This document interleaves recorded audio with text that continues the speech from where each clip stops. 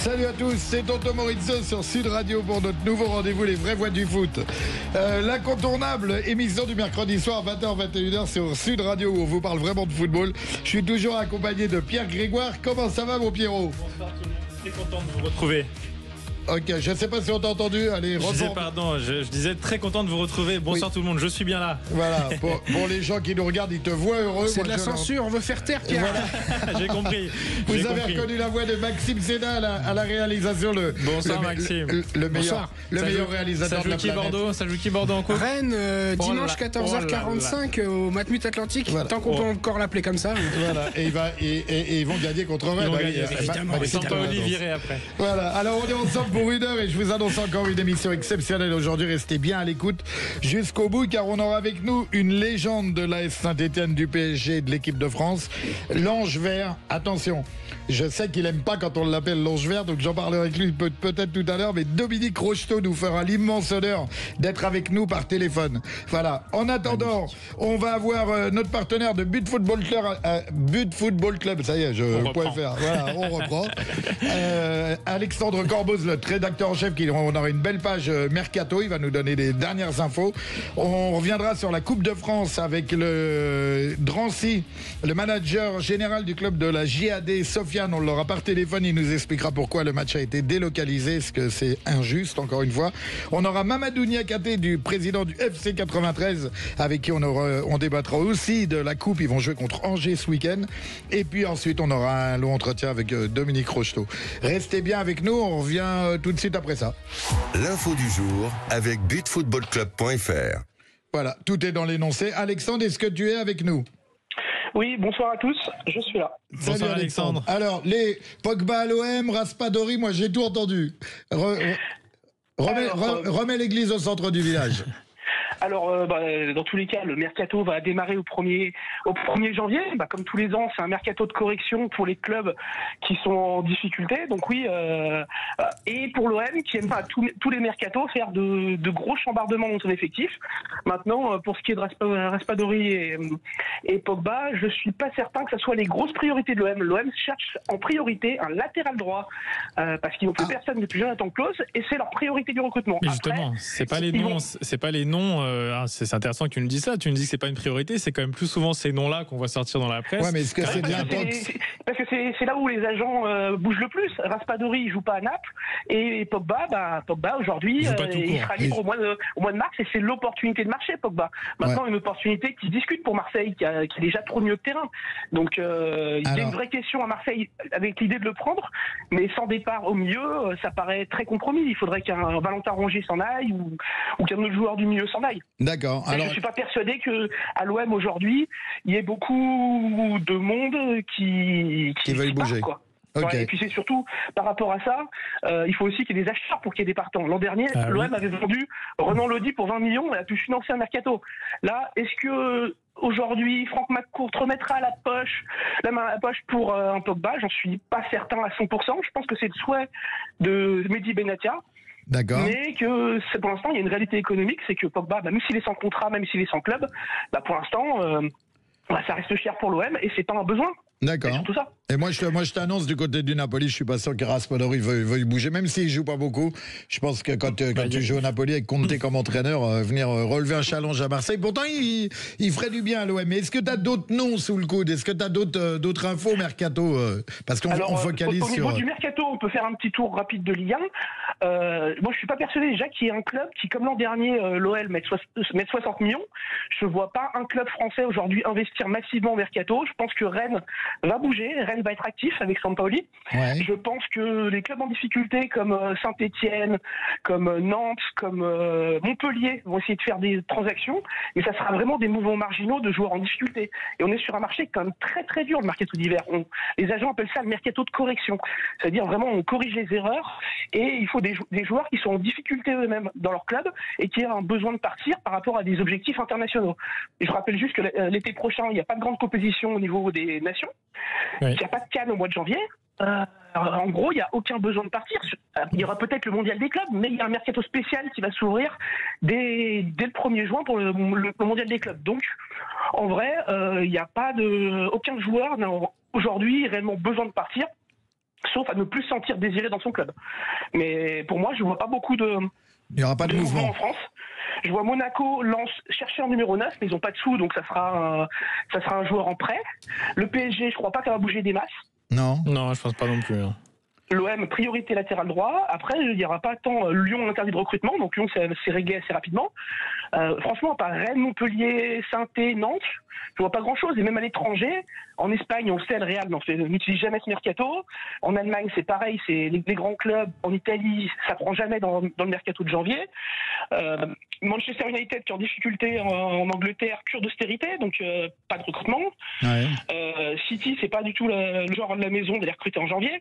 Moi, je vois sincèrement des clubs qui peuvent mettre beaucoup d'argent. Je vois sincèrement Everton qui vient de changer de main, qui est en difficulté, Crystal Palace, West Ham, des clubs comme ça, Wolverhampton, Leicester, tous les clubs qui jouent.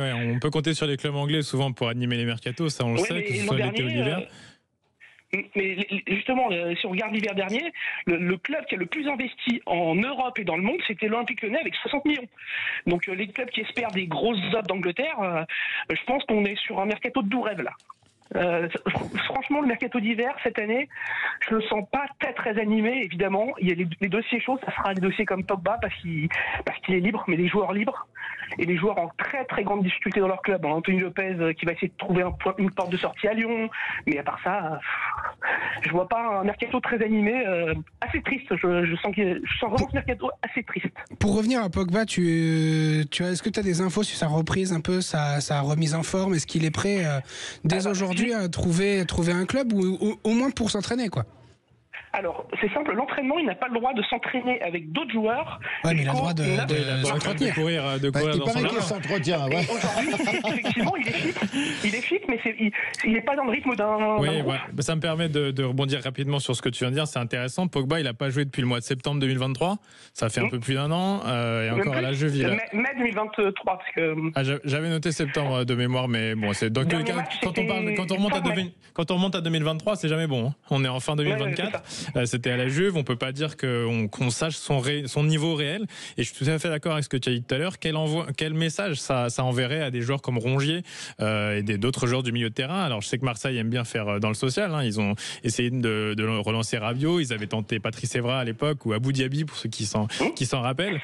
Et quelle image ça renverrait, et surtout même à des jeunes du centre de formation. On sent qu'en fait ils n'ont pas du tout leur place. Pogba c'est une marque et ils veulent l'acheter coûte que coûte. Alors coûte que coûte, ça coûtera cher. Le salaire coûtera cher. Mais je suis d'accord que moi je vois pas ça comme d'un bon oeil.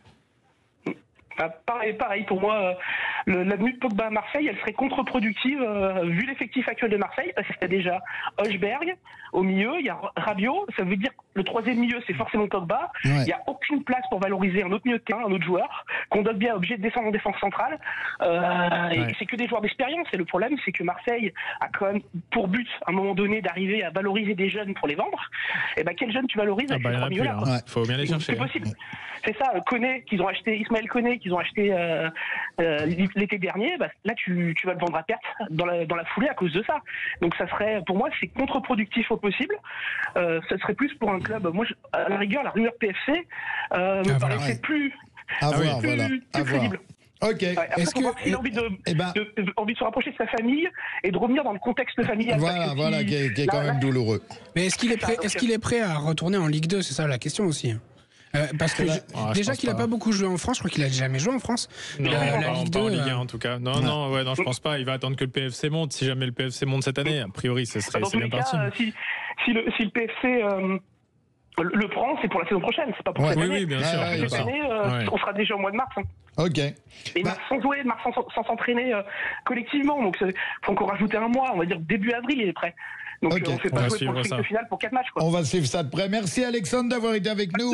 On te remercie et puis à très bientôt. Et puis vous pouvez suivre toutes les infos sur butfootballclub.fr.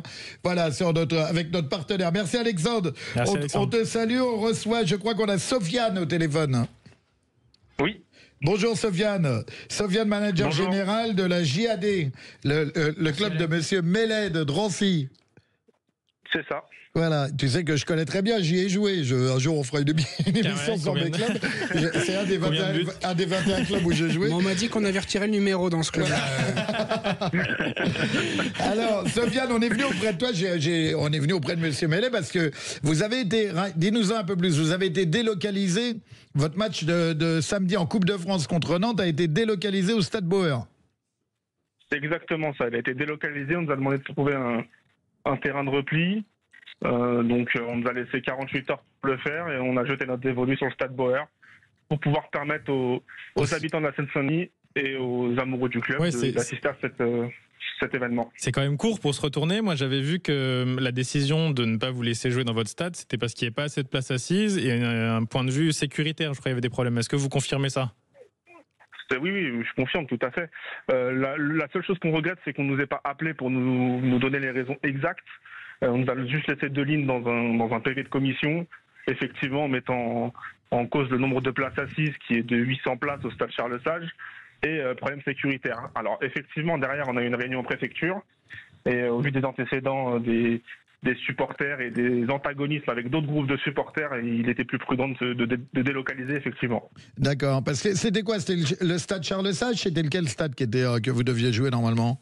C'est celui-là, c'est le stade Charles-Sage normalement. D'accord. Et donc là, Bauer, parce qu'à un moment, ça a carrément été, c'était chaud, vous vouliez carrément ne pas jouer du tout. Si jamais il n'y avait pas une solution de trouver, vous étiez prêt à ne pas jouer ce match contre Nantes. Oui, ça c'est le staff qui a évoqué cette possibilité. Après, nous, en tant que gestionnaire du club, on se doit d'honorer un rendez-vous comme un match de 32e de finale de Coupe de France. Ouais, bah oui, c'est quand même quelque chose. Et puis quand on sait en plus la qualité de Nantes, même s'ils ils vont pas bien. Tout à fait. Il se dit d'ailleurs que le staff, le board de Nantais laisse Camboiré pour ce match et le vire après le temps de trouver quelqu'un, on trouve une solution de repli. Bon, après, on sait le cirque qu'est le FC Nantes. Surtout que je te coupe bien, mais Drancy va passer. Contre Nantes. En plus c'est à Drancy. Et pourquoi Nantes va jouer le match? Bah oui, Sofiane. Moi, j'ai envie que Drancy passe pour que les belles histoires de la Coupe de France. De 93. Ouais, donc vous allez être comble, si je puis dire, ce week-end pour le match face à Nantes? Alors on espère, parce que pour ne rien vous cacher, on attaque le dernier tiers des ventes. Donc on espère faire stade à guichet fermé. Je vais y arriver. Oui, d'accord. Ok, bah, très bien. Drancy National 3 pour les auditeurs. C'est ça. Donc ça serait un beau petit clin d'œil de sortir une Ligue 1. Oui, de sortir une Ligue 1. Normalement, peut-être que j'y serai. J'ai beaucoup de potes qui vont être là. Enfin voilà. On verra si t'es le chat noir. Voilà. Sofiane, on te remercie de nous avoir éclairés. Puis on te souhaite bonne chance pour samedi. Et puis on est tous derrière Drancy. On aura tout à l'heure Mamadou Niakate, le président du FC 93. Voilà. C'est un ami. Ouais, bah oui, on est tous des frères dans notre région. On est des membres du 9-3, voilà, on n'oubliera jamais ça. Sofiane, bonjour à Monsieur Mellet, bonjour à tous les gens de ton club. On les embrasse fort et bon courage à vous. On croise les doigts pour vous. À bientôt. Restez avec nous. On revient tout de suite après la petite courte page de pub. À tout de suite. Les vraies voix du foot, 20h-21h, Tonton Maurizio. Vous êtes toujours avec nous sur les vraies voix du foot, toujours avec Maxime à la réalisation, Pierrot, Pierre Grégoire qui est avec moi et on a aussi Théo qui nous donne de la force qui est dans le studio. Et on doit avoir normalement monsieur Mamadou Niakate, le président du FC 93 qui joue ce week-end contre Angers en Coupe de France, mais on a du mal à le joindre. Donc on va passer tout de suite à la minute de Pierrot, on va faire un petit tour d'Europe rapide avec Pierrot. Pour se mettre à jour de ce qui s'est passé en Europe, surtout que comme en Ligue 1 par exemple, c'était la dernière journée de championnat avant la trêve hivernale. Ce qui est important, ce qui s'est passé ce week-end, il y a eu des dynamiques assez inversées. En Angleterre, ça a été très très poussif pour les gros clubs tout simplement. Liverpool accroché par une vaillante équipe de Fulham et qui heureusement n'a pas vu Arsenal revenir, parce qu'Arsenal a aussi été accroché à domicile contre Everton. Alors c'était fort à la mot le match. Pickford a sorti des sacrés exploits et pour au final accoucher d'un 0-0. Liverpool toujours en tête mais qui voit se rapprocher de Chelsea qui est sur une dynamique vraiment formidable, aussi bien en championnat qu'en Coupe d'Europe. Et je recommande vraiment en ce moment de voir les matchs de Chelsea. C'est du spectacle assuré, du bon travail d'Enzo Maresca, l'entraîneur italien qui vient d'arriver. Comme quoi on peut arriver et imposer sa Et patte tout sur de une suite. équipe à bon entendeur pour les entraîneurs qui viennent d'arriver. Affaire à suivre. C'était plus compliqué également pour le Bayern Munich, défait avec une certaine surprise face à Mayence ce week-end. Les Bavarois qui aussi ont fait une très bonne année 2024 et un bon début de championnat, bon, qui s'essoufflent un petit peu. En même temps, ils sont sur tous les fronts. C'était un peu plus compliqué ce week-end. Il y a eu un carton en Italie. Je saute de gros club en gros club. En Italie, un championnat que tu maîtrises bien, Maurizio. Je ne vais pas parler du Napoli, qui pourtant s'en est très bien sorti. Ce week-end, on a gagné 3-1. Exactement, à Udine, avec un penalty de Florian Thauvin au passage pour l'Udinese. Et c'est l'Inter qui a signé le gros carton. Florian Thauvin. Ouais, vous savez. T'es pas au courant. Du monde. Je vous l'apprends. Sud Radio sert aussi à ça. Ouais, d'accord, super. Sud Radio sert aussi à ça. On prend des nouvelles des poteaux. Voilà, de temps en temps. Le carton, il est pour l'Inter Milan, qui a fait un match absolument incroyable. Victoire 6-0 sur la pelouse de la Lazio Rome. Voilà. Tout à fait, avec un match cauchemardesque d'un autre Français qui n'a pas été en équipe de France, Samuel Gigot, ancien Marseillais, qui a subi totalement un calvaire ce week-end. Et enfin, je termine avec l'Espagne, avec la surprise, une nouvelle surprise pour le FC Barcelone, lui aussi accroché, voire même battu par les Ganes. Ouais. C'était pas le week-end des grosses écuries. J'ai vu des images des joueurs du Real qui rigolaient quand ils ont appris qu'ils s'étaient fait taper. En Espagne, on a l'impression que personne ne veut être champion. Exactement, tout le monde c'est un peu. Alors, l'Atlético, c'est exactement ça. C'est peut-être l'année de l'Atlético. C'est vrai, l'Atlético, même de l'Atlético Bilbao, on va savoir. L'Atlético qui s'est imposé 1-0. L'Atlético. On va savoir. C'est un but pour eux, mais aussi sur un championnat qu'en Coupe d'Europe, c'est assez fabuleux pour ces clubs à la base de pas de seconde zone, mais top club B, on va dire. Atlético, Arsenal, Chelsea, mais ça revient bien et c'est ce qui rend les championnats compétitifs. Voilà, en tout cas. La Liga attractive, vraiment, plus que la Ligue 1. Voilà, je cherche mes mots. Alors, je crois qu'on a Mamadou Niakaté au téléphone, le président du FC 93. Ouais, je suis bien là. Salut Mamadou. On a eu peur. Salut tonton, ça va ? Ça va, tout va bien ? Ouais, tout roule hein. Super. Alors, on a eu Sofiane de Drancy qui va jouer en coupe contre Nantes, t'es au courant, et puis il nous disait que vous êtes potes. Et toi, vous allez recevoir, donc, alors moi, j'ai une première question avant de parler de la coupe. Le FC 93, ça regroupe, confirme-moi, Bagnolet, Gagny, Bobigny. En réalité, ça regroupe plusieurs partenaires. C'est-à-dire nous, on est les fondateurs avec Bobigny, Bagnolet, Gagny. Mais aujourd'hui, en fait, il y a d'autres clubs qui ont intégré, comme Pantin, comme Aulnay, ou d'autres partenaires avec qui on travaille très bien, comme Neuilly. En réalité, on essaie de faire un regroupement de plusieurs...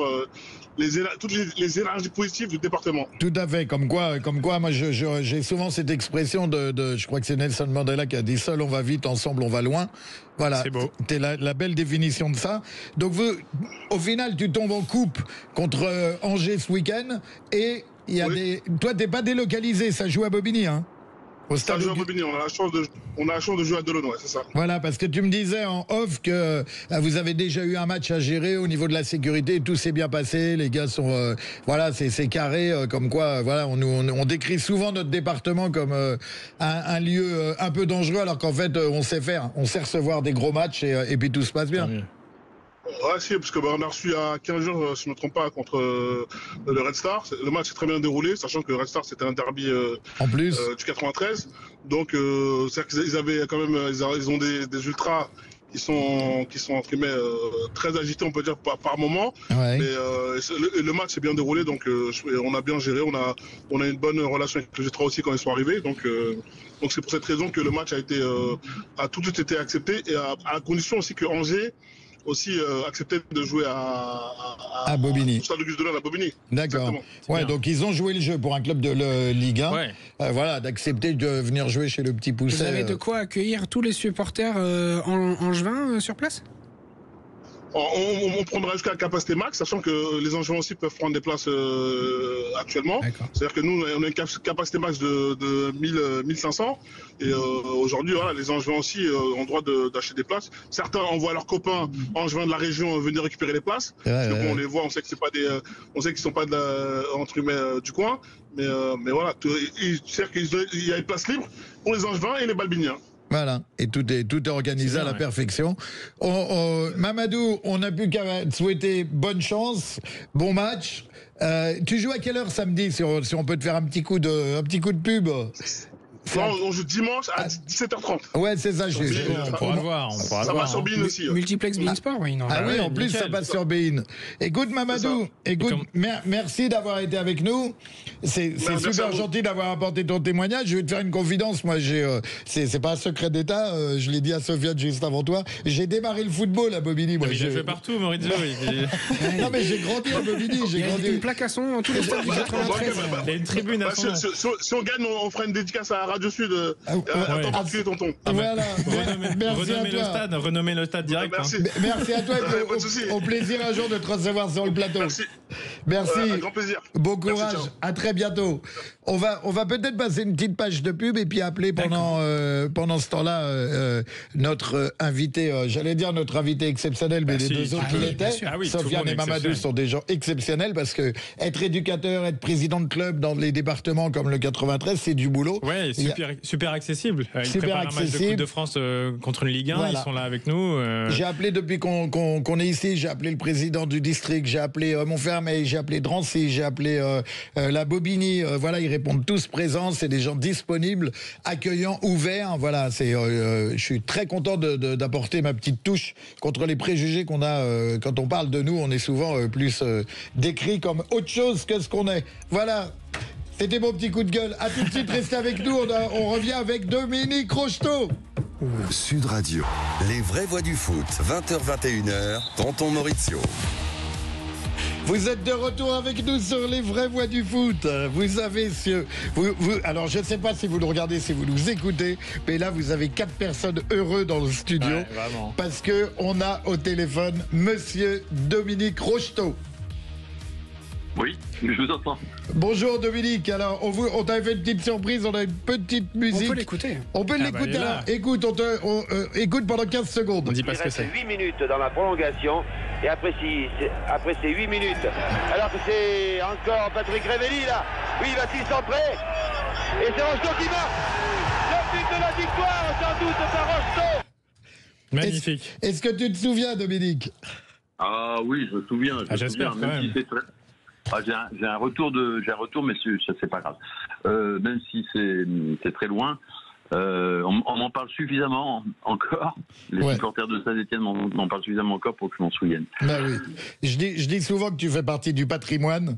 Tu sais, il y a des gens comme toi, voilà, nous c'est notre jeunesse, mais même Pierrot qui est beaucoup plus jeune. Voilà, mais ça n'empêche pas qu'on Bonsoir Dominique Rocheteau. Bonsoir. Très content de pouvoir passer ce moment avec vous, évidemment. Alors moi je suis né en 92, mais ça ne veut pas dire que je ne sais pas qui vous êtes et ce que vous avez fait pour le football français, l'équipe de France, la Saint-Étienne et le Paris Saint-Germain, entre autres. C'est gentil, merci. Et on est là pour parler d'une actu qui vous concerne. Et puis, dans le sport, il y a une transmission dans le sport. De toute façon, dans le sport, c'est ce que je dis. Oui, et puis dans les clubs, les clubs populaires, c'est transmission de grand-père au père, au fils. C'est exactement ce que j'allais dire. J'ai la chance d'avoir un père que j'embrasse, mais qui m'a suffisamment parlé de vous et de l'épopée de 76 pour savoir ce que vous avez fait, ce que vous avez représenté pour nous. Voilà. Et puis alors, ton actu maintenant, donc c'est nous, on voulait déjà te féliciter pour ton livre, qui a déjà reçu une distinction, le prix de l'autobiographie au Sportel Award 2024.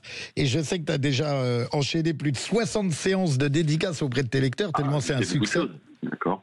Et il y en aura d'autres. Il y en aura d'autres. Ouais. Non, pour moi, c'était vraiment recevoir un prix pour un bouquin. Je ne pensais pas que ça m'arriverait un jour.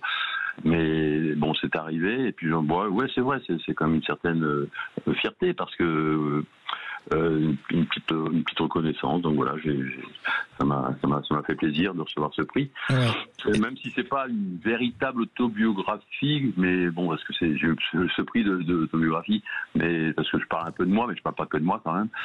Je parle de football, de mes passions, de tous les sports. Tout à fait. On va y revenir, mais moi, tu sais que j'ai reçu ton livre hier matin et je l'ai lu en une journée et demie.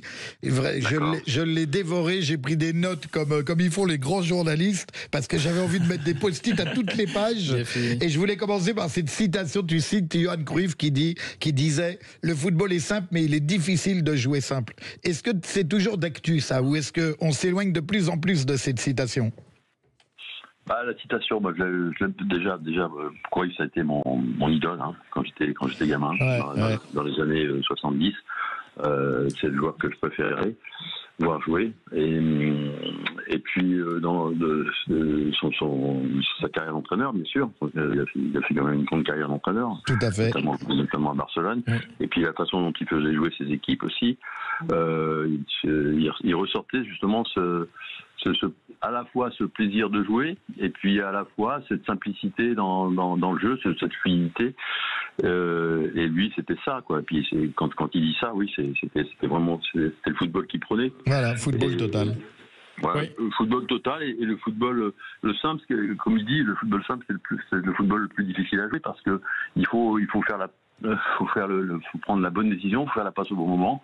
Et puis plus tu joues simplement, plus le jeu est rapide.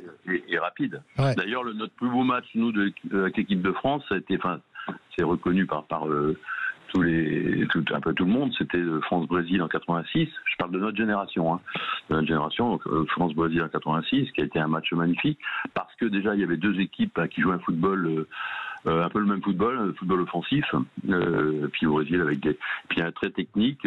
Le ballon sortait jamais et c'était un régal, je crois, pour les spectateurs. Un des plus beaux matchs de la Coupe du Monde. On a reçu Luis Fernandez il n'y a pas longtemps. Effectivement, France-Brésil 86, il y avait tout dans ce match. Il y avait tout dans ce match qui restera longtemps dans les têtes. Les deux équipes qui jouaient un football offensif, parce que moi je suis toujours passionné de foot, je regarde beaucoup de matchs. J'essaie d'être plus sélectif maintenant quand même, mais parce qu'il y a beaucoup de matchs et je veux pas tous les voir. Et puis il y a des matchs moins bien que d'autres. Mais ce qui me gêne un peu actuellement dans l'évolution du foot, c'est c'est l'évolution, bien sûr. Les joueurs sont mieux préparés physiquement. Ça devient de plus en plus physique, je trouve. Ouais. Et peut-être malheureusement de moins en moins technique. Et même s'il y a des très grands joueurs, mais qui font la différence, heureusement. Mais c'est un football plus. Maintenant, les joueurs sont tellement préparés, quoi, physiquement, que pour les attaquants, c'est des défenses renforcées. Il faut tout contourner les défenses. Les défenses sont bien organisées, compactes. Donc ça devient. Quand je regarde un match de football, j'ai l'impression de regarder un match de handball. Ouais. Mais bon. Ouais. Avec la conservation à outrance. La conservation, ouais. Voilà. Faut pas perdre de ballon. Voilà. Voilà. Dans la continuité de ce que vous dites, Dominique Rocheteau. T'as vu, il te dit vous, Pierre, il est beaucoup plus jeune, il te dit vous, moi je te dis tu. On voit tout de suite le respect éternel. Dans votre livre, alors j'ai pas pu le lire autant que Maurizio, mais j'ai quand même je me suis rendu compte encore une fois de la plus-value du livre. Vous abordez beaucoup la dimension humaine du football. Alors déjà, première question, c'est est-ce que cette dimension humaine, elle est toujours là? Et j'en profite puisqu'on est dans la lignée des citations. Maurizio, vous citez allez sur le terrain pour vous amuser, vous amuserez le public. Donc un message sûrement adressé aux joueurs. Et je fais le lien, vous avez cité Johan Cruyff, qui a été un joueur formidable, un entraîneur non moins formidable, qui a entraîné Pep Guardiola à Barcelone notamment. Aujourd'hui, ça a longtemps été la référence, Pep Guardiola. Est-ce que vous qui vous dites vous regardez beaucoup de football, est-ce que vous avez trouvé du plaisir? Est-ce que c'est un football qui vous a correspondu récemment, le football moderne à la sauce Guardiola, ou même ça, vous sentez que la passion, c'est plus vraiment comme avant?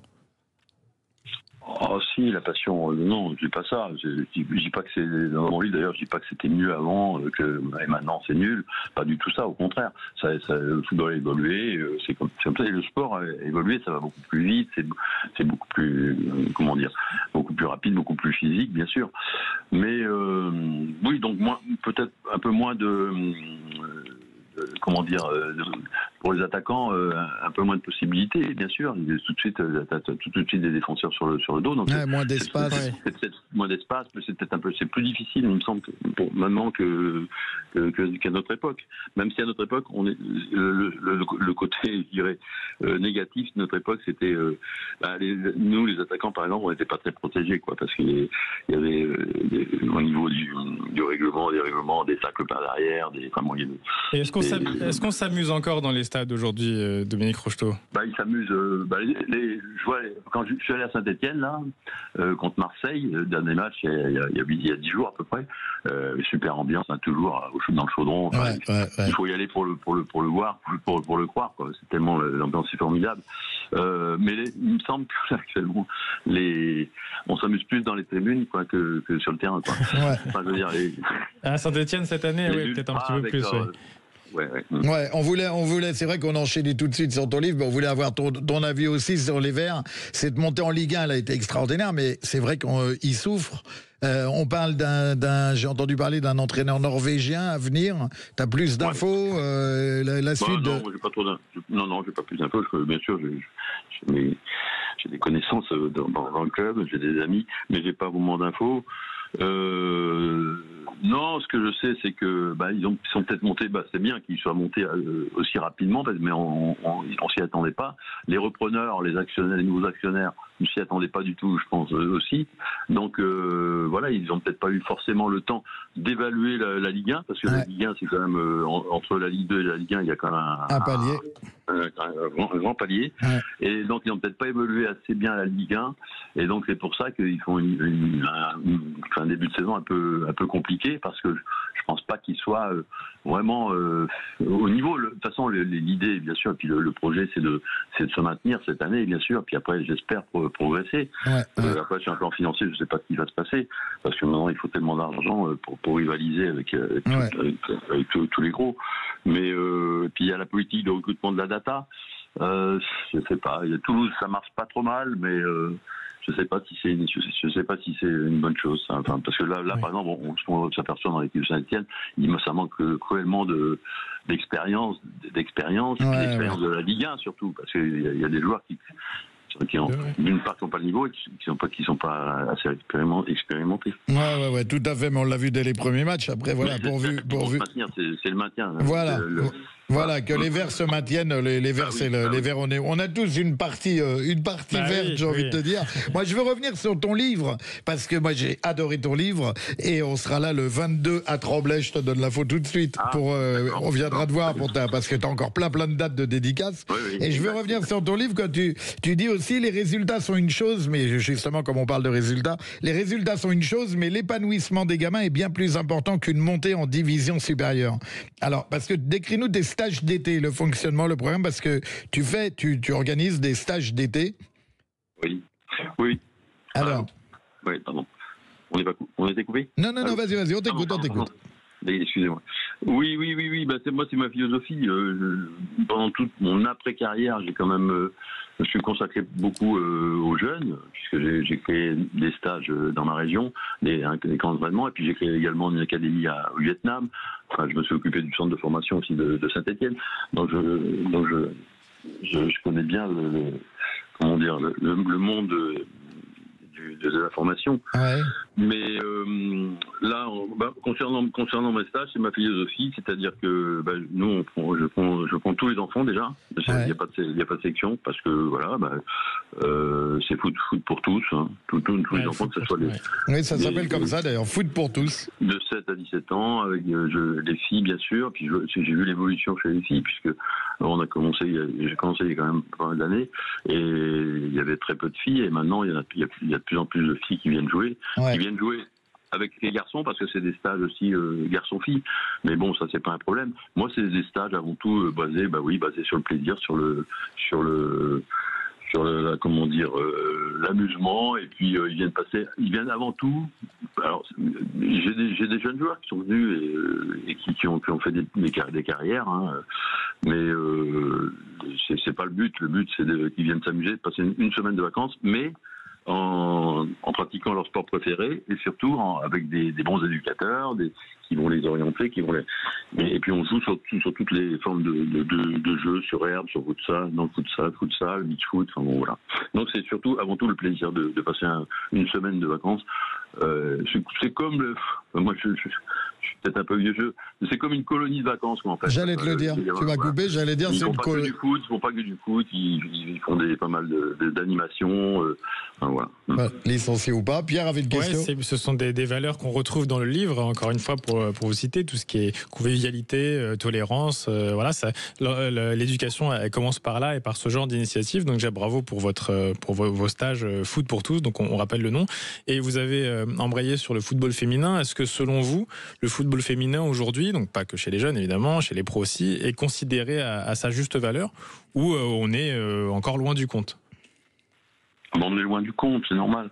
Enfin, je dis quand c'est normal, c'est le football féminin. Il avait pris du retard, quoi. Ah oui, ça c'est le moins qu'on puisse dire, oui. Au niveau des compètes, le championnat de France, ça a démarré dans les années 70. Enfin, moi, je raconte ça dans mon livre, parce que ma mère a joué au foot aussi. Mais ça, c'était dans les années 60, et c'est difficile de jouer au foot pour les femmes dans ces années-là. Mais, donc voilà. Et là, il y a eu quand même une grosse évolution, bien sûr.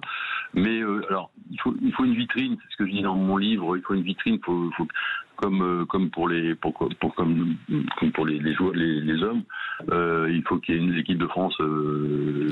Si l'équipe de France marche bien, automatiquement ça amène des licenciés, bien sûr. Mais avant tout, il faut le but aussi, j'en reviens au football plaisir, c'est que les filles puissent jouer comme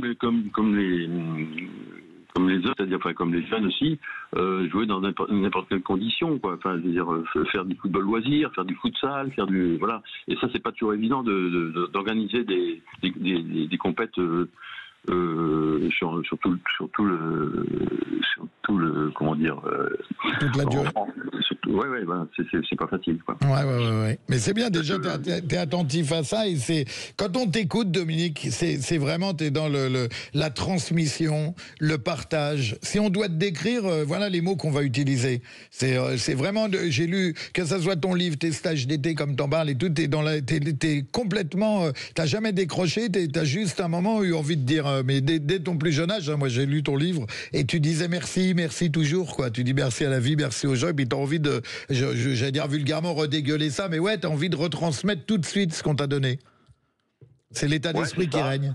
Ouais, c'est transmission, bien sûr, transmission, parce que tu peux mieux transmettre à.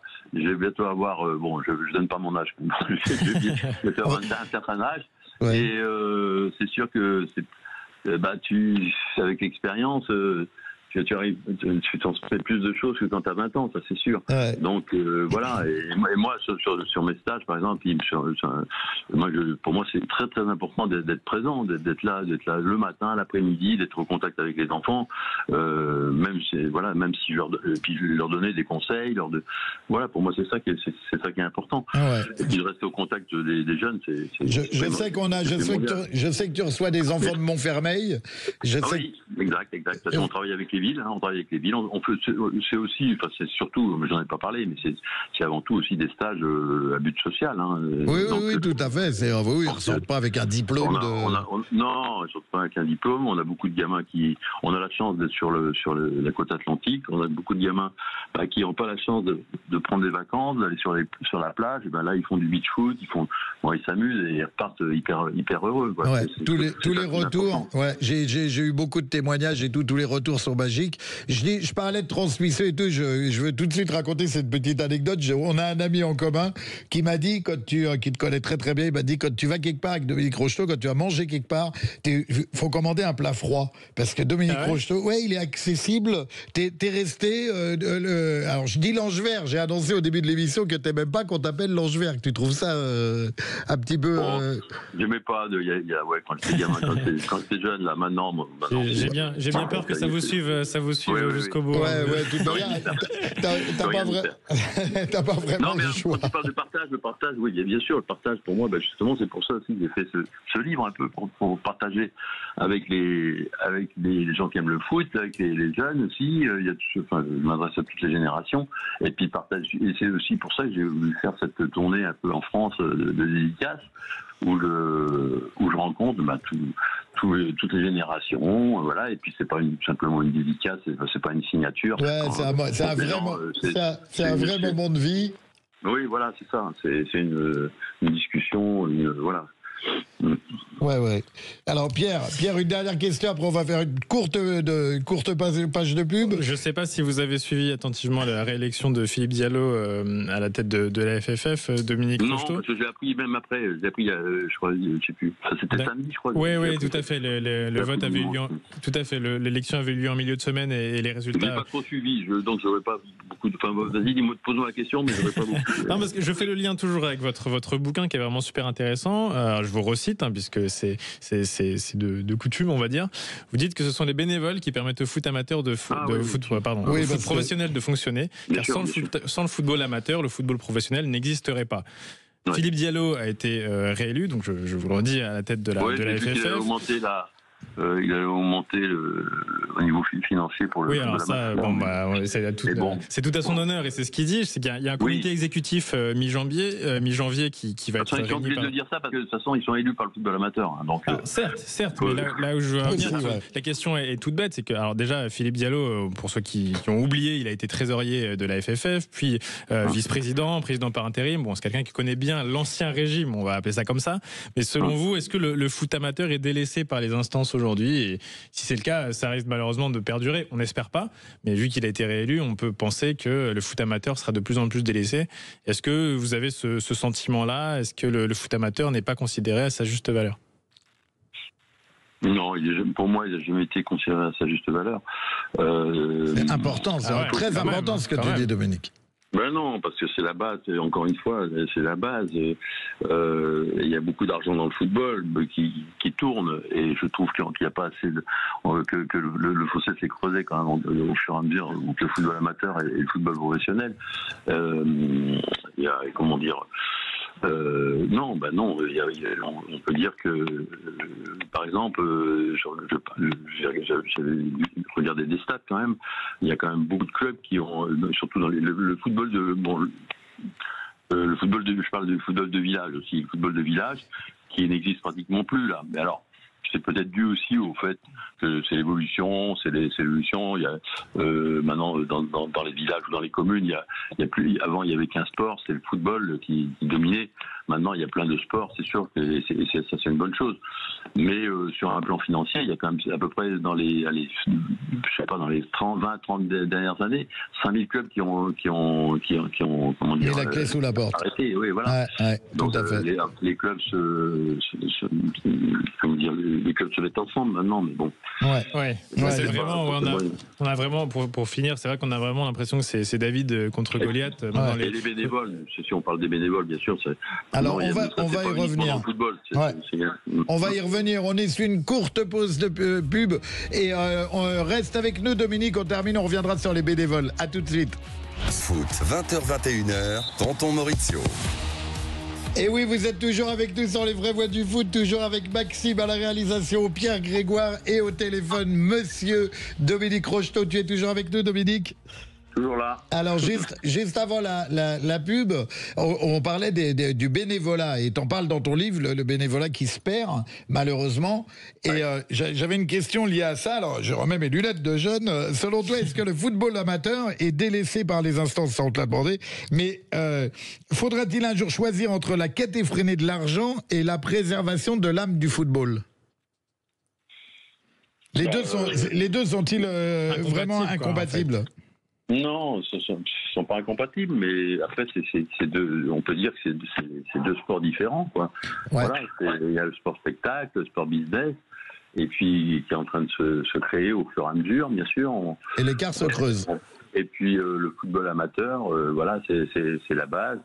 Et le football amateur, encore une fois, bon, il y a les jeunes, bien sûr, il y a les éducateurs qui font un travail extraordinaire, il y a beaucoup d'éducateurs qui font un travail extraordinaire, bien sûr, qui se consacrent leur carrière, leur vie aux jeunes, et c'est eux qui sont en contact direct avec les jeunes et qui font passer les messages, donc c'est les gens les plus importants. Mais il y a aussi les bénévoles, et c'est vrai que moi, je suis retourné dans ma région, donc je vais voir des petits clubs, je connais des entraîneurs, j'ai des petits enfants qui jouent dans des clubs. Donc je vois comment ça se passe. Mais c'est vrai qu'il y a de plus en plus, mais c'est pas uniquement dans le football, il y a un manque au niveau du bénévolat. Ouais. C'est quand même, je pense qu'il faut peut-être changer le statut déjà, d'une part, leur statut. Il faut aussi il faut de la reconnaissance, il faut peut-être les récompenser aussi. Voilà, il faut trouver des solutions, parce que sans les bénévoles, le football de la base, quoi, il n'existera plus. Donc Voilà, et il faut que la fédération pense à tout ça et qu'il y ait un partage équitable, je dirais, des richesses au niveau du football professionnel et du football amateur. Moi, je pense que toi, tu as un rôle à jouer, mais tu le joues. Et j'ai des gars comme Luis Fernandez, qu'on a reçu récemment. Il est venu la semaine dernière au Rincy, à côté de chez moi, au bord d'un terrain de gosses. Bah oui, mais... C'est ce qu'il y a de mieux, aller sur le terrain, il faut aller sur le terrain. Voilà, te faire voir, amener ton nom, Dominique Rocheteau est là, voilà, tu sais, ça apporte beaucoup pour les bénévoles, pour les membres, pour les éducateurs, qu'on s'intéresse, qu'on est... moi, j'en viens de ce milieu-là et j'y suis toujours, donc... Il y a peut-être une classe d'écart entre la génération Rocheteau-Fernandez et la génération 98 qui a suivi, qui malheureusement n'est pas trop au bord des terrains amateurs, n'est pas trop... est plus starifié, on va dire, et c'est un peu dommage. Je sais pas. Par contre, moi j'avais bien aimé, justement, j'en parle aussi dans mon bouquin, c'était avant la Coupe du Monde, quelle Coupe du Monde, où les joueurs avaient fait des, comment dire, la Coupe du Monde 2018, avec les maillots des clubs amateurs. Des maillots de leur club ça se fait de plus en plus. Et ça parle, quoi. Ça parle pour les jeunes. Tout à fait. Avec William Saliba avec le maillot de Bourdi. William Saliba que j'ai bien connu à Saint-Étienne. Oui, je sais, puisque c'est là qu'on s'est rencontrés quand t'es venu à Montfermeil. Pierre avait une question. Super joueur, super mec. Super mec, c'est dommage. Moi, tu sais que c'est mon petit. Nous, à Montfermeil, nous, on est ancrés à vie. Et William, il veut pas, il est pas trop, il est très timide, très réservé, il veut pas participer à l'émission. Je l'ai sollicité. Un jour, et pourtant, on n'a pas de souci, tu vois. C'est le petit de chez nous et il est très. Que je suis passé à l'émission, peut-être qu'il acceptera. Voilà, je vais lui dire que c'est toi qui as demandé. Pierre avait une question. Non, mais bon, on vient de parler de William Saliba et donc par ricochet de l'AS Saint-Etienne. Moi, je voulais juste revenir dessus. Dominique Rocheteau, vous avez été directeur sportif, si je ne dis pas de bêtises, jusqu'en 2019. C'était 2019 que vous avez quitté vos fonctions. Aujourd'hui, Saint-Etienne, c'est un petit peu opaque, je trouve, au niveau du board. On avait déjà parlé dans les vraies voix du foot, la présidence d'Ivan Gazidis, qu'on voit jamais, alors qu'un homme d'affaires, mais qu'on voit jamais, qu'on n'entend pas. Alors ça peut arriver d'être discret, mais vu la tournure que prend les événements sportifs pour la Saint-Etienne, quel est votre œil dessus? Ça ne sera pas un œil critique parce que il faut leur laisser du temps, d'une part, et puis moi je suis loin maintenant de tout ça. Voilà, ma question c'était est-ce que vous êtes encore vous êtes loin de... Non, je suis j'ai pris du recul. J'ai arrêté. Ça faisait pas mal de temps que j'avais été voir un match. Je suis allé il y a 10 jours. Mais par contre, c'est mon club, quoi. C'est le club que j'aime. Bon, même si le PSG aussi était pour moi un club très très important, bien sûr. Mais c'est mon club amateur et je regarde tous les matchs. Je suis tous les matchs, bien sûr. Oui, faut leur laisser du temps parce qu'on attend comment dire. Les supporters, tout le monde, vous voyez, ils attendaient ça, justement, que le club soit repris par des nouveaux actionnaires pour franchir un palier. Mais, comme je l'ai dit au début de l'émission, ils pensaient peut-être pas monter tout de suite aussi rapidement. Ils n'étaient pas forcément prêts pour la Ligue 1 et donc il faut leur laisser un peu de temps. Voilà. Et puis, après rien. De certains jugements comme ça. Maintenant, c'est sûr que maintenant, parce que c'est tellement difficile de monter de Ligue 2 en Ligue 1, c'est sûr qu'il ne faudrait pas redescendre dès cette année. Ça serait dramatique. Moi, je voulais, Dominique, on ne va pas te retenir toute la soirée, on pourrait faire la nuit, ou échanger avec toi, on a tellement de choses à te dire. Moi, j'ai noté que tu finis ton livre, je reviens sur ton livre, avec une anecdote croustillante. Alors, j'ai noté croustillante, j'aurais pu mettre un autre mot. Non pas sur toi, mais sur David Ginola. Et pour moi, c'est ça, Dominique Rocheteau. C'est la simplicité, c'est l'humilité, c'est le partage. Tu as écrit un livre te concernant qui ne finit pas sur toi. T'es vraiment toujours le même. Je veux que les gens sachent que t'es quelqu'un d'extraordinaire, accessible. Et modeste en plus. Oui, mais c'est ça. Je suis un mec normal, quoi. Oui, voilà. Mais tu vois, aujourd'hui, on est obligé. Mais je suis un mec normal qui joue au foot, voilà, c'est tout. T'es quelqu'un de très, très, très humain. Voilà, et je voulais vraiment le souligner parce que dès que j'ai pris contact avec toi, on prend contact avec toi, tu réponds présent, t'es ouvert, tu transmets. Je me répète, mais parce que je suis vraiment, vraiment, vraiment content de t'avoir eu. On est super heureux de t'avoir vu ici. Je je le ressens. Ah ouais, on est super content et puis on va venir te voir nous le surtout, 22. Bien sûr. Et comme l'a dit Maurizio, on aimerait parler de ce livre et de parler avec vous pendant longtemps, mais je recommande vraiment, je fais pas une promotion gratuite. Ce qui est important, c'est que ça parle sentimental. Tout à fait, foot sentimental. La petite dédicace à Alain Souchon, bien vu. Et puis surtout, c'est un livre qui parle des sacrifices qu'exige le football aujourd'hui. Ça humanise aussi le footballeur. Que les parents soient conscients. Voilà, c'est ça. Les gamins soient conscients des sacrifices. Des sacrifices. Et ça humanise, je trouve, le footballeur professionnel aujourd'hui avec ses blessures, la pression médiatique, la séparation avec la famille aussi. On a reçu une psychanalyste ici sur ce plateau. C'est une manière de voir la psychologie des joueurs qui sont des êtres humains avant tout, qui ont une journée de travail comme tout le monde. Et ce livre appuie dessus, c'est vraiment super intéressant. Voilà. Donc on te remercie vraiment du fond du cœur, Dominique. T'es le bienvenu sur notre plateau le jour où tu veux nous rendre visite, que tu viens sur Paris. Je sais que de temps en temps tu viens. Donc voilà, tu as le bonjour de... Merci beaucoup. Par contre, il était question de parler de la Coupe de France, mais on n'en va pas parler, mais c'est pas grave. Ah oui, alors vas-y. Oui, dimanche, Saint-Étienne-Marseille. Alors donne-nous ton prono, excuse-nous, donne-nous ton prono. Ah, par contre, un match de Coupe de France, autant là en championnat, il n'y avait pas photo, quoi, c'est sûr, parce que en plus Marseille est en pleine bourre en ce moment. Ouais. Mais autant sur un match sec comme ça, tout est possible. Moi personnellement, bien sûr, j'espère qu'ils vont se qualifier. Mais voilà, si en plus ça joue pour Richard, oui, je crois que ça joue pour Richard. Tout à fait. Avant l'arrivée d'un potentiel nouvel entraîneur, ce sera Laurent Huard sur le banc. Je pense que le stade sera plein encore une fois parce que les supporters sont toujours là, ils sont fidèles. Avec une super ambiance. Ils vont les aider à aller au bout. Voilà. Ça semble être la voie la plus simple pour aller en Coupe d'Europe pour les Verts. Si jamais ils y vont, il y a 5 matchs qui les séparent du potentiel Stade de France. Ce que je leur souhaite. Pas parler de Coupe d'Europe encore. Non, pas encore. Mais bon, les Verts ont une belle histoire avec la Coupe souvent, donc ça serait l'occasion de marquer un grand coup. Écoute, on te remercie du fond du cœur, Dominique. Tu es le bienvenu le jour où tu veux nous rendre visite et nous, on sera là le 22. Achetez le livre Foot Sentimental, il est extraordinaire. On te remercie vraiment du fond du cœur. On te libère, on va pas te retenir plus longtemps. Merci Dominique, toute l'équipe de Sud Radio t'embrasse et on est là pour t'accueillir le jour où tu viens dans les parages. Ok ? Super. Merci à bientôt. Merci à toi. Tu as le bonjour d'Éric Blondel et d'Angélique. J'allais oublier de te dire. Éric Blondel m'a dit salut Dominique de ma part. Et puis Angélique, qui était une de tes admiratrices inconditionnelles il y a 40 ans. Et je l'ai eu au téléphone. Elle m'a dit non, tu vas voir Dominique au téléphone. Voilà. Donc on t'embrasse. Oui, j'ai dit 40. J'allais dire 20. J'ai dû me gourer dans les chiffres. Merci à toi Dominique. À très bientôt. Au revoir. Au revoir.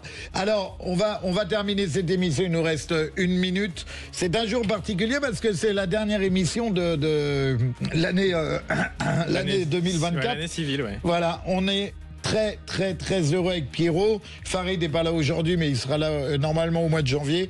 On est très heureux d'être sur cette radio. Vraiment. On nous a tendu la main. Moi, je ramène toujours les choses à qu'on est des membres de banlieue et c'est pas tout le monde qui nous écoute, qui nous regarde et qui nous tend la main. Et sur cette radio, voilà, Patrick Roger, Frédéric Jouve te promettent pas monts et merveilles, mais ils t'écoutent, ils te regardent et ils te donnent ta chance. Donc, encore une fois, je les remercie. Maxime à la réalisation, il n'y a plus besoin. Merci à vous. Meilleur réalisateur de la planète. Au moins ça. De loin. Et puis tous les gens qui sont en sous-marin, qui nous donnent de la force. Mon pote David, voilà, que j'aime très fort. Et on vous quitte là-dessus. On vous souhaite le meilleur. Prenez soin de vos proches. Aimez-vous les uns les autres et rentrez pas dans des conflits stupides qui font perdre du temps. Voilà mon message pour la nouvelle année. Pierrot, un petit message. Suivez-nous sur les réseaux sociaux. On fait la trêve hivernale. Il est pragmatique. On a le poète et le pragmatique.